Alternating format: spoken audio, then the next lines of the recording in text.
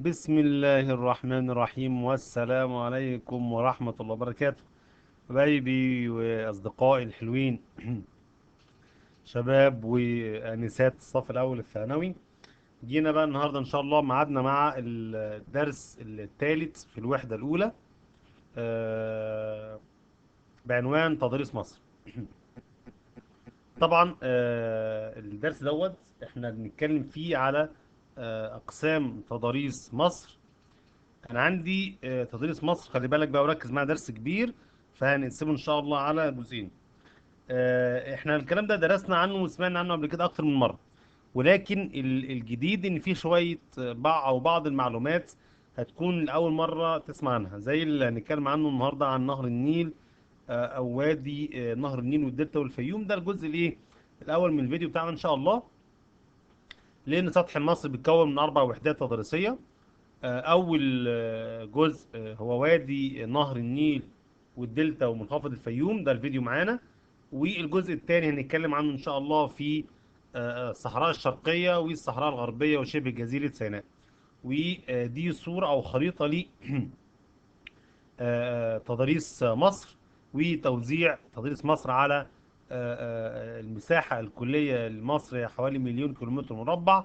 المساحة دي تشمل العديد من الجبال ونهر النيل طبعا، هضاب عديدة ومنخفضات. كل ده هنتكلم عنه بالتفصيل إن شاء الله، ونبدأ مع بعض. مستعدين؟ يلا بينا وننطلق في الجزء الأول من الدرس بتاعنا بعنوان وادي نهر النيل ودلتاه ومنخفض الفيوم. صلى بينا على النبي صلى الله عليه وسلم. أطول نهر في العالم هو نهر النيل. واحنا كنا درسنا في التاريخ، لو انت بقى متابع بقى، درسنا ان في مؤرخ غريق زار مصر وقال ان مصر ايه؟ هي بيت النيل. كان اسمه هيرودوت. ايه يا عم، انت نسيت ولا ايه يا حاج زياد؟ يوسف صحصح معانا يا حاج. طبعا مصر هي بيت النيل، ده معناها ان نهر النيل هو المكون الرئيسي للحضاره المصريه. عشان كده احنا هنتكلم شويه باستفاضه شويه عن نهر النيل. هو اطول انهار العالم. تمام. بيمتد عندي من الجنوب للشمال، من وسط افريقيا وشرق افريقيا عبر المنابع والروافد المختلفه. طوله حوالي 6670. يا مستر الارقام حفظ يا حبيب قلبي؟ مش حفظ، انت كده كده اصلا معاك الكتاب خلاص. ولو انت في دولي مش هطلب منك طول نهر النيل. طب نهر النيل بيمتد فين في افريقيا؟ بيمتد عندي طبعا من الجنوب الى الشمال في مصر، بالتحديد في منطقة هضبة البحيرات الاستوائية. دي المناطق غزيرة المطر. مطر يعني ايه غزير المطر؟ يعني مطر طول السنة. لو انت فاكر السنة اللي فاتت، طبعا مش فاكر حاجة، خدنا حاجة اسمها مناخ استوائي، يعني المطر فيه طول السنة. وكمان بيجي لي من شرق افريقيا، من هضبة اسمها هضبة الحبشة في اثيوبيا اهي. اثيوبيا بقى، والكلام اللي داير دلوقتي بقى على سد النهضة والنيل والكلام ده كله. تمام. لكن احنا ان شاء الله مش هنخلي حد يعني يتحكم في المياه بتاعتنا. احنا ما عندناش مشكلة ان الناس تستفيد واحنا كمان نستفيد. اهم حاجة ان محدش يضر التاني. طيب، يبقى نهر النيل بيمتد من الجنوب للشمال، بيعدي على مناطق غزيرة المطر زي المنابع العليا في منطقة البحيرات الاستوائية. في مناطق بتسقط عليها الأمطار في مواسم معينة، زي هضبة الحبشة في أثيوبيا، واحدة من دول القرن الأفريقي. ادي أثيوبيا اهي، وادي هضبة الحبشة. طبعا بيصل بعد كده النيل إلى مصبه في الشمال، البحر المتوسط. طيب، نهر النيل هو ورافده بيمتدوا داخل أراضي حاجة اسمها حوض النيل، اللي باللون الأخضر حضرتك شايفه في النيل، وروافده اللي هي باللون الأزرق انت شايفها قدامك دي. طيب، في حاجة اسمها بقى حوض النيل، يعني الأراضي الواقع يعني الواقعة حول النيل بروافده المختلفة، بدءا من بحيرة فيكتوريا، وصولا بالمنابع الأخرى ومنابعه في هضبة الحبشة، إلى أن يصل إلى مصر. كل المنطقة اللي باللون الأخضر اللي حضرتك شايفها دي اسمها دول حوض النيل. طب حوض النيل ده بتبلغ مساحته قد إيه؟ حوالي 2.9 مليون كيلومتر مربع. يعني بنتكلم في حوالي تقريبا 10% من مساحة أفريقيا. طيب، هو نهر النيل أقسامه إيه بقى؟ يعني ايه مثلا كلمة أقسام حوض النيل؟ هو حوض النيل ليه اقسام، يعني ليه اجزاء طبعا. هو نهر بالطول ده كله، ونهر بالعظمه دي كلها، ونهر بالاهميه دي، ما ينفعش ندرسه كله مره واحده. لازم نتعرف على الرحله الطويله اللي بيمتد فيها النيل حوالي 6670 كيلو، يعني بيعدي على دول عديده، بيعدي على منابع مختلفه. ونبدا بحاجه اسمها المنابع الاستوائيه. حوض النيل لست اقسام: حاجه اسمها منابع استوائيه، اعالي النيل، مجموعه الصوبات. لو معاكي ورقه ولا قلم بقى بتأيدي الكلام ده عشان ما تنسوهوش وتبقى مركزه معايا. المنابع الحبشيه، النيل الابيض، اخر حاجه وادي النيل الادنى اللي بيكون موجود عندي شمال السودان ومصر.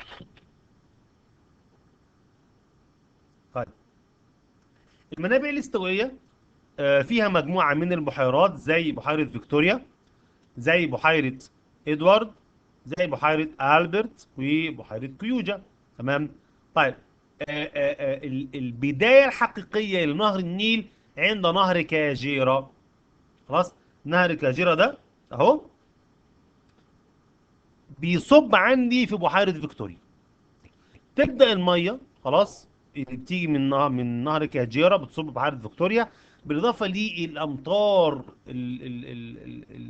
بتنزل طول السنة على بحيرة فيكتوريا، ثم تأخذ مجراها الطبيعي. أهي دي بحيرة إدوارد وبحيرة ألبرت. ثم يتجه عندي بعد كده النيل لمجموعة تعرف بمجموعة أعالي النيل، اللي فيها بعض روافد النيل، ودي اسمها بحر الجبل اهو. ازاي يا مستر بحر وهو ميه عذبه؟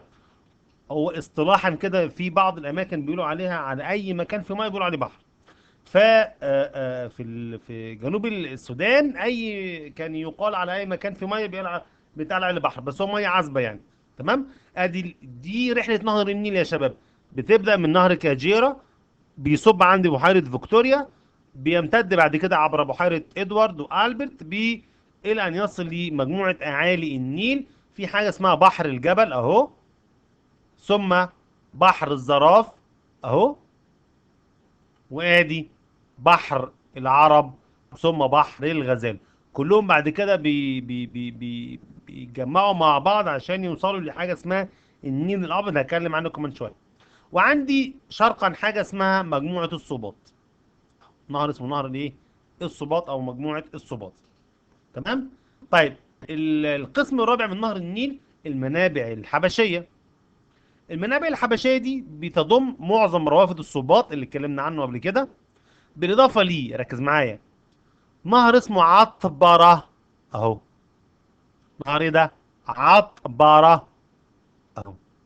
ثم النيل الازرق، ادي النيل الازرق اللي بينبع من بحيره تانا اهو. النيل الازرق اهو، بيمشوا الاثنين مع بعض. النيل الازرق بينضم الى النيل الابيض. خلي بالك في الخريطه اللي فاتت احنا قلنا ان بحر العرب وبحر الغزال كلهم بيجمعوا مع بعض عشان يوصلوا للنيل الابيض. ايوه، دي النيل الابيض اهو. هو الميه لونها ابيض يعني؟ لا، هي ميه واحده، هي ميه عذبه كلها، بس هو بيتسمى كده النيل الابيض اهو. يجي عندي هنا في السودان، بينضم اليه بعد كده النيل الازرق، والاثنين بيكملوا بعد كده عشان يوصلوا لي او يضم لهم بعد كده نهر عطبره، الى ان يصل لمجموعه وادي النيل اللي بتبدا عندي في شمال السودان اهو.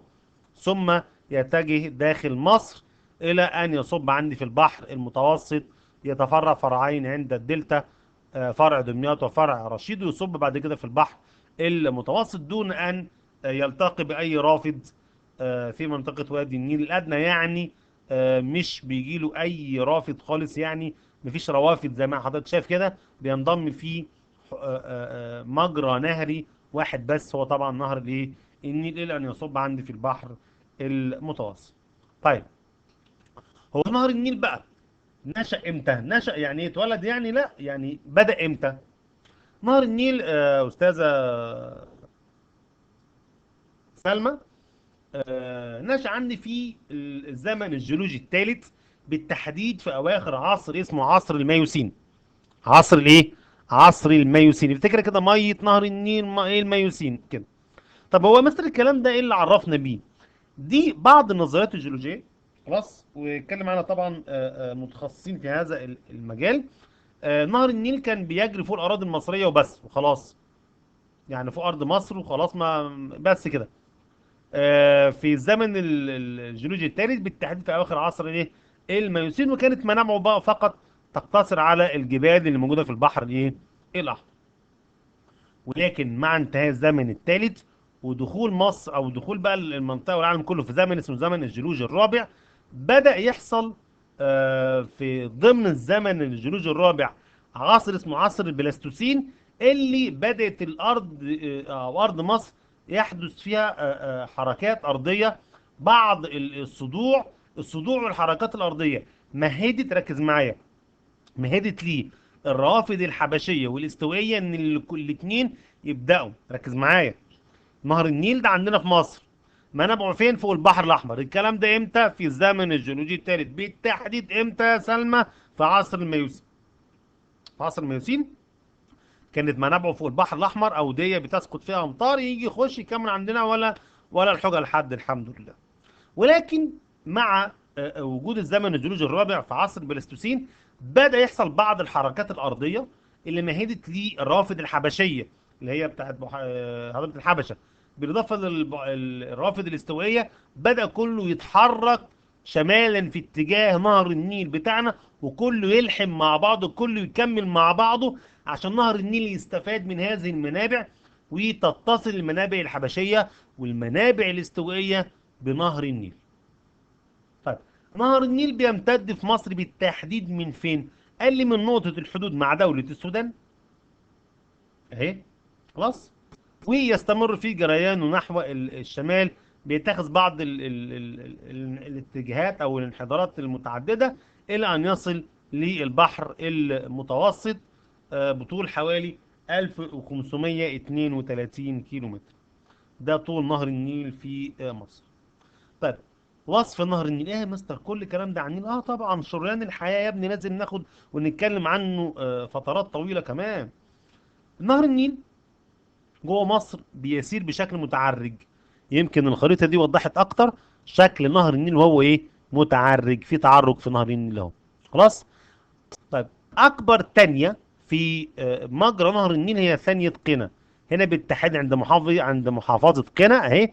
ثانية يعني نهر النيل وهو جاي عمال بيشق مجراه.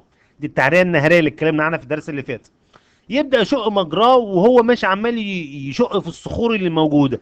جه هنا عند بالتحديد عند منطقة قنا اللي هي دلوقتي بقت محافظة قنا، في صخرة معينة، في أرض، في جبل، في حاجة منعت نهر النيل إنه يكمل كده. في اللي حصل؟ فالمية بدأت تعدي حوالين التانية دي اللي احنا النهاردة بنسميها يا أحمد ثانية قنا اهي، ماشي مع السهم اهو اهو، خلاص. في قطاع النيل الجنوبي في حاجة اسمها طبعا الجندل الأول عندي هنا في محافظة أسوان. الجندل الاول ده اصلا يعني إيه كلمه جنادل؟ الجنادل او الجندل ده مجموعه من الصخور اهي. دي في اسوان الصخور، خلاص، اسمها صخور ناريه صلبه تعترض مجرى النهر. طبعا كان لها فوائد وسلبيات هنتكلم برضك عنها في التاريخ. الفوائد ان هي بتمنع اي اعتداء على مصر من ناحيه الجنوب من ناحيه نهر النيل، تمام. دي الفوائد.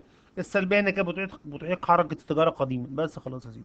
فدي الصخور اللي موجوده عندي في جنوب نهر الايه النيل عند مدينه ايه عند مدينه اسوان. وكمان بالاضافه لي وجود مجموعه من الجزر اللي موجوده في نهر النيل.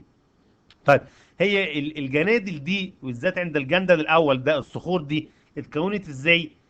في صخور كانت موجوده تعرضت للتصدع، اتكسرت والنيل شق ايه مجراه حواليها زي ما انت شايف في الخريطه حتى هذه اللحظه. طيب، الميه بتاعت نهر النيل بيجي لنا قد ايه ميه وبتيجي منين؟ صلي بينا على النبي يا ابني، صلي على النبي يا ابني، صلى الله عليه وسلم. ماشي يا حماد. 84% يعني معظم ميه نهر النيل يا سلمى بتيجي من الروافد اللي جايه من هضبه الحبشه اللي هي المنابع الموسميه. اللي احنا بنسمع عنها النهارده، بحيره تنا والنيل الازرق بمعنى اصح. دي المنابع الايه؟ الحبشيه. 84% بتاعت مصر بتجيلنا من الروافد الحبشيه اللي هي المنابع الموسميه، يعني بتسقط فيها الامطار في الصيف. طب 16% التانيين بيجوا منين؟ من هضبه البحيرات الاستوائيه. تعرفي واحده منهم؟ طيب اسمها فيكتوريا، صح، برافو عليك. طيب نهر النيل وهو موجود في مصر، بيمشي نهر النيل يا عيني وحيد جوه مصر، ملوش صاحب يا عيني، ملوش اي روافد، ملوش اي حد بيقرب منه، يعني لا بيجي له بقى ايه رافد زي عطبره جوه مصر، ولا النيل ازرق، ولا بحر غزال، ولا بحر زرف، ولا اي حاجه خالص. مفيش حاجه بتخش، يعني مفيش رافد، مفيش زياده على ميه النيل بتحصل، باستثناء بعض الفترات اللي بتسقط فيها الامطار المعروفه بالسيول اللي بتنزل على الاوديه اللي في الصحراء الشرقيه. طيب هو احنا يا مستر اشرف نصيبنا النهارده قد ايه من نهر النيل؟ ودي نسبه موجوده طبعا، معروفه منذ فتره طويله، قد تزيد او تنقص من عام لاخر حسب كميه المطر. نصيبنا حوالي 55 ونص مليار متر مكعب، قد تزيد او قد تقل حسب كميه المياه الايه الساقطه عند المنابع. طيب معظم المياه اللي بتيجي لمصر بتيجي فترة الفيضان، يعني فترة فصل الصيف يعني، والنسبة الباقية خلال السنة، والمعروفة بالتحاريق. وما معنى كلمة التحاريق؟ دي الفترة اللي بينخفض فيها منسوب مياه النيل. طب بتمتد من امتى لامتى؟ قال ان هي بتمتد من نهاية الفيضان حتى بداية الفيضان التالي. اتكلمنا على نهر النيل، نهر النيل. نتكلم بقى دلوقتي على وادي النيل، الأراضي الواقعة حول نهر النيل، السهول الفيضية اللي حوالين نهر النيل، التربة الخصبة اللي كونها نهر النيل، الطمي اللي حمله معه نهر النيل وجاء به إلى مصر. يعني إيه كلمة وادي النيل؟ الأرض المنخفضة اللي بتمتد على جانبي نهر النيل، اللي بيحدها طبعا ايه حافات عالية من الشرق والغرب. طب موجودة بتمتد من فين لفين؟ بتمتد من أسوان، من جنوب مصر، حتى مدينة القاهرة، حتى محافظة القاهرة. من أسوان لغاية فين؟ حتى محافظة القاهرة. طيب يا سيدي، مساحة الوادي قد ايه؟ الأراضي اللي حوالين نهر النيل دي مساحتها قد ايه؟ حوالي 13,000 كيلو متر مربع. طب هو السهل الفيضي، الارض الزراعيه الخصبه الجميله دي اللي حوالين نهر النيل، خصائصها ايه؟ قال لي والله ان خصائص السهل الفيضي اللي يتميز بيه وادي النيل انه بيتكون من رواسب طمييه، يعني طينيه، نهر النيل كونها منذ الاف السنين.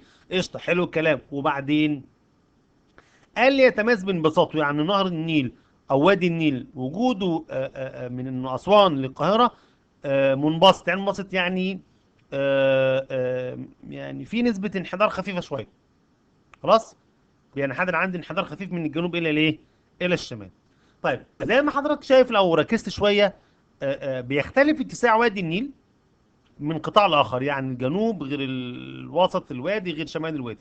خلاص، الوادي او السهل الفيضي بيضيق في الجنوب، ضيق شويه، في بقى جبال، فيه هضاب، في اي حاجه بتمنع ايه ان يبقى فيه اتساع في وادي او سهل الفيضي.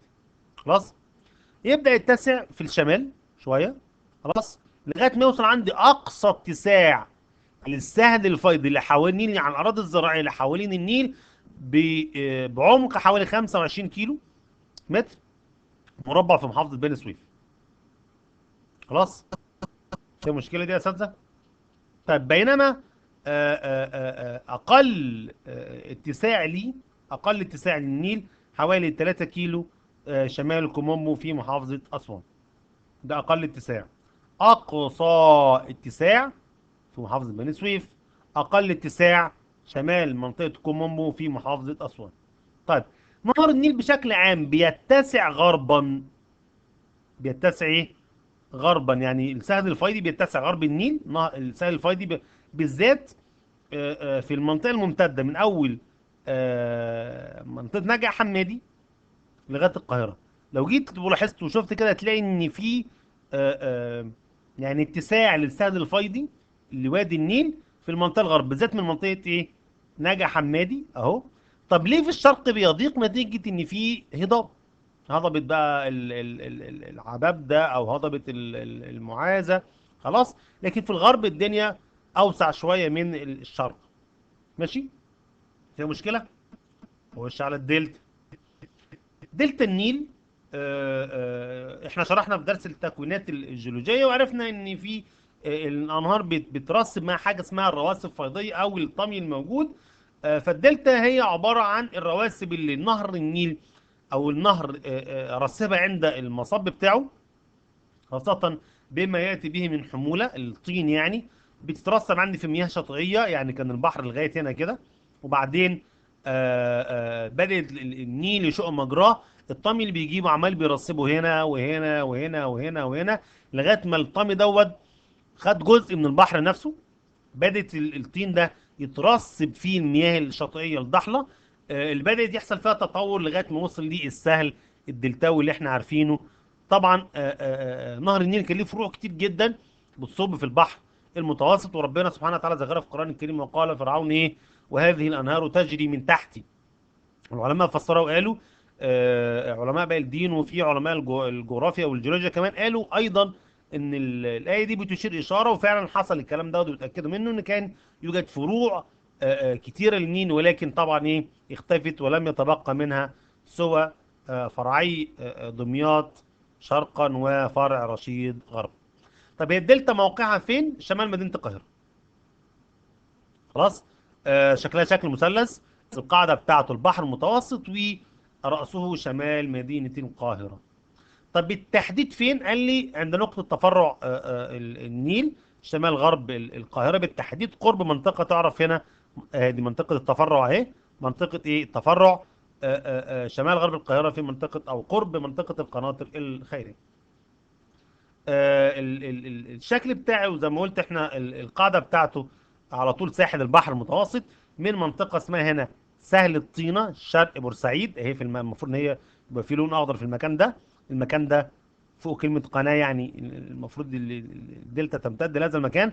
اسمه سهل الطينه شرق بورسعيد الى الاسكندريه غربا. في هذا المكان كله يسمى الدلتا. طيب مساحتها تعتبر ضعف مساحة الوادي، يعني حوالي 22,000 كيلو متر مربع. من أهم خصائصها إنها طبعا سطحها مستوي. هتقول لي يا مستر عامل زي الوادي فيه انحدار؟ هقول لك دلوقتي. سطحها بشكل عام مستوي، خاصة في المنطقة الشمالية. في برضه انحدار خفيف من الجنوب إلى الشمال. طبعا ده يتناسب مع إن النيل بيصب في البحر المتوسط، فبالتالي في انحدار خفيف من الجنوب إلى الشمال. طيب اهم الظواهر الجغرافيه اللي موجوده في الدلتا بعد ما صلى بينا على النبي عليه السلام: فرعي دمياط ورشيد، منطقه اسمها ساحل الدلتا، بالاضافه لوجود البحيرات الساحليه. فرع دمياط ورشيد الاثنين بيتفرعوا عند منطقه القناطر الخيريه شمال غرب القاهره. فرع دمياط طوله حوالي 245 كيلو متر. فرع دمياط اعلى شويه، الميه بتاعته عاليه، المنسوب بتاعه عالي عن فرع رشيد بحوالي مترين. بينما فرع رشيد طبعا دمياط اهو شرقا، وادي رشيد غربا. خلاص. بينما فرع رشيد طوله حوالي 239 كيلو، لكنه اوسع، المساحه بتاعته واسعه شويه. يبقى احدهما بيتميز عن الاخر. فرع دمياط بيتميز انه اعلى منسوب، بينما فرع رشيد اكتر اتساع، الحاره بتاعته او المكان بتاعه واسع اكتر من فرع دمياط. طيب نيجي لساحل الدلتا اهو. الدلتا ساحل الدلتا اهو بيمتد عندي من شرق بورسعيد حتى غرب اسكندريه. المفروض بورسعيد هنا جنبنا شويه. خلاص. من شرق بورسعيد حتى ايه غرب اسكندريه. طب ايه الخصائص اللي موجوده في ساحل الدلتا؟ قال لي في يتمتع بيه او في ارتفاع نسبه الرمال، في تعرج واضح اهو. تعرج اهو، ادي ماشي يمين شمال طالع نازل كل شويه اهو. بص وشفت دي بس كده خلاص. يتميز كمان بوجود العديد من الخلجان والرؤوس. خلجان زي خليج ابو قير، ولما اتكلمنا عنه قبل كده في درس التعريه البحريه. خلاص. ادي ميه البحر بتكون حاجه اسمها خلجان زي خليج ابو قير اهو. بالاضافه لبعض الرؤوس. الرؤوس دي المكان اللي حصل نحت ثم نقل ثم ارساب. النحت عمل خليج، الارساب عمل راس. النحت عمل خليج والارساب عمل راس، بالالف، ها، راس. خلاص. ايه الرؤوس اللي موجوده عندي في ساحل الدلتا؟ قال لي رأس اسمها رأس دمياط اهي. شايف البروز ده اسمه رأس دمياط. هنا رأس البرولوس عند بحيرة البرولوس. هنا رأس رشيد. طيب بالاضافه ان ساحل الدلتا كمان بيتميز بوجود حاجه اسمها البحيرات الساحليه. البحيرات الايه؟ الساحليه. طيب في بحيرات زي بحيره المنزله واضحه على الخريطه اهي، وبحيره البرولوس، وبحيره ادكو، وبحيره مريوط. كل دي بحيرات موجوده عندي في ساحل الدلتا. طيب البحيرات دي بتتصل بالبحر بحاجه اسمها البوغاز. لو انت شايف هنا في فتحه اهي، صح؟ ممكن يبقى في فتحه هنا صغيره في المكان ده. الفتحه اللي بتوصل ميه البحر بالبحيره اسمها بوغاز. اسمها ايه؟ بوغاز. انت خضيت؟ معلش يا سيدي، انا بصحصحك بس والله لا تكوني نمت يعني. البوغاز ده زي البوغاز الموجود عندي اللي بيربط ما بين بحيره المنزله بالبحر المتوسط. البوغاز ده اسمه بوغاز اشتومي الجميل. ايه؟ ايه؟ احفظها زي ما كده ايه وخلاص بقى. بس اسمه بوغاز اشتومي الجميل. ده اللي بس البحر المتوسط ببحيره المنزله، او بحيره المنزله بالبحر المتوسط. والبوغاز هو فتح. اتفقنا ان هو ايه؟ فتحه، حته كده مفتوحه يعني. خلاص. بتصل البحيره بالبحر، او او تصل البحر بالبحيره. بيحصل فيها تبادل للمياه. ميه البحيره بتدخل وتخرج، او بحر بتدخل وتخرج على البحيره. وتتميز كمان بتبادل الاحياء البحريه. السمك بيخش ويطلع من البحر للبحيره. خلاص. نتجت ازاي؟ اتكونت ازاي؟ نحت الامواج، او كانت مصابات لفروع نيليه قديمه. طبعا الانسان دلوقتي بيقوم بتطهيرها عشان يحافظ على استمرار الحياه في البحيره. خش على اخر نقطه في الدرس، وهو منخفض الفيوم، اللي اتحفر عندي نتيجه العوامل الباطنيه. خلاص. وعمليات النحت المائي والرياح في صخور الهضبة الجيرية، هضبة اللاهون في هذا المكان. طيب منخفض الفيوم هو منخفض جوه الصحراء الغربية، وده وادي النيل لكنه أقرب للوادي، وبالتالي احنا بنعتبره بيئة زراعية. السؤال بتاع سنة 6 يقول لك ايه؟ بما تفسر يعتبر منخفض الفيوم. كان بيجي زمان وممكن يجي دلوقتي برضو، يجي تاني مفيش مشكلة، نقول ماشي نراجع يا حبيبي. منخفض الفيوم يعتبر بيئة زراعية رغم وقوعه في الصحراء الغربية، لأنه بيعمل ألو، بيتصل بنهر النيل عن طريق حاجة اسمها ترعة بحر يوسف. فاهم؟ اللي بتخش عندي بتنقل مية النيل، وبتنقل معاه الحياة. بتدب الحياة في منخفض الفيوم في قلب الصحراء الغربية عن طريق شريان اسمه بحر يوسف. بياخد الدعم، بياخد المية من نهر النيل، بياخد الطمي من نهر النيل، بياخد الأراضي الزراعية، الطين، بياخد ده كله ويسيبه عندي في الفيوم. وبالتالي الفيوم هي جزء غالي جدا جدا جدا، تكون نتيجة اتصال أو ذلك المنخفض بنهر النيل عن طريق ترعة بحر يوسف. مساحته حوالي 1700 كيلو متر مربع. في انحدار خفيف، خلي بالك، يعني منحدر، يعني عامل زي ايه، آه، في ميل شوية تجاه الشمال الغربي. أكتر منطقة منخفضة في الفيوم هي منطقة بحيرة قارون، اللي بيبقى لها دور مهم جدا، إن هي بيتم تصريف المياه الزائدة عن حاجة الأراضي الزراعية اللي في الفيوم كلها، بيتم تصريفها إلى بحيرة قارون. أكتر مكان منخفض شمال غرب الإيه؟ الفيوم. طيب ايه الميزه اللي موجوده في الفيوم؟ ان التربه بتاعته تربه خصبه. طب سؤال اسالني محمد، ركز مع حماده، هو ليه منخفض الفيوم والتربه بتاعته خصبه؟ عشان بيختلف عن باقي منخفضات البيئه الصحراويه او الصحراء الغربيه، ان الرواسب بتاعته رواسب طينيه طمييه كونها نهر النيل عن طريق ترعه بحر يوسف والترع اللي موجوده عبر فتحه اللاهون. كده يا سلمى احنا خلصنا الجزء الاول من الدرس، ممكن يكون طويل شويه معلش،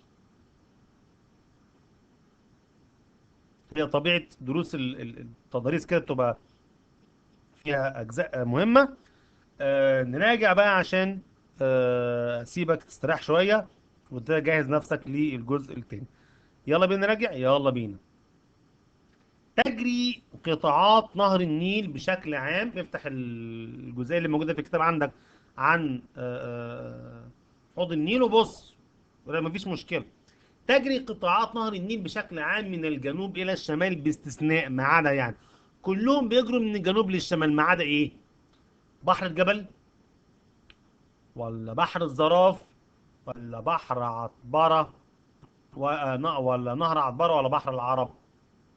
ها، كلهم بيمتدوا من الجنوب للشمال ما عدا بحر العرب. عرفت ازاي يا مستر؟ من الخريطة يا ابني اللي عندك ايه، ادي بحر العرب اهو. كلهم خلي بالك، بحر الجبل جاي من الجنوب للشمال. خلاص. طيب او نهر عطبرة اهو من الجنوب للشمال. بحر الزراف من الجنوب للشمال. ما فضلش عندي غير ايه؟ بحر العرب اهو، جاي من الغرب للشرق اهو، من الغرب للشرق جاي كده. خش خش خش خش هوب واقف هنا. يبقى تجري قطاعات نهر النيل بشكل عام من الجنوب للشمال باستثناء بحر العرب. طيب، توجد صخور نارية صلبة اللي هي الجنادل يعني الموجودة في نهر النيل. الجنادل دي موجودة فين في النيل؟ يا ترى في شمال ثانية قنا، ولا شمال بحيرة السد العالي، ولا بني سويف، ولا الجيزة؟ انت لو فاكر احنا قلنا الصخور النارية دي فين؟ في أسوان. طب ايه أقرب حاجة من دول لأسوان؟ برافو عليكي، بحيرة السد العالي. الجنادل شمال بحيرة السد العالي. السؤال الأخير، ايه أهمية بحيرة قارون بالنسبة للأراضي؟ لسه قايلينها من شويه، او لسه انا قايلها، ارجع تاني هتلاقي بقول لك ايه، ان بحيره قارون تعد مصرف مهم جدا جدا جدا لمياه الري الزايده عن حاجه الاراضي الزراعيه، وهي اكتر منطقه منخفضه. وبكده نكون انتهينا من الجزء الاول من الدرس. مستنيكم ان شاء الله بعد ما تذاكروا وتراجعوا، مستنيكم ان شاء الله نكمل باقي الدرس بتاعنا عن الصحراء الغربية والشرقية وشبه جزيرة سيناء. إلى أن نلتقي، لكم أطيب الأمنيات، والسلام عليكم ورحمة الله وبركاته.